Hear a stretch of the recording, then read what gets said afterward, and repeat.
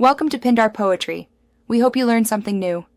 In this video, I will show how to make bacon quickly.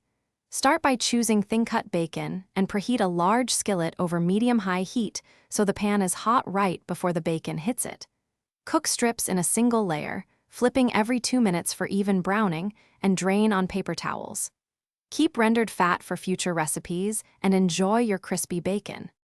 A little preparation makes fast bacon feel effortless and safe. Gather tongs, a splatter screen, and paper towels before you start to save time. If you prefer oven batches, preheat and line a baking sheet so you can transfer raw strips quickly. Keep a plate nearby for finished bacon so you can move on to the next batch without slowing down. Small steps speed the whole process. When you need bacon fast, choose methods that trade a little hands-on time for big speed gains. The microwave yields a quick single-serve result in minutes when layered on paper towels. Pressing slices gently in the pan helps fat render faster and crisps the meat evenly.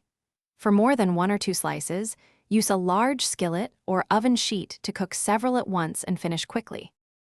Thanks for watching. Consider subscribing if we helped you.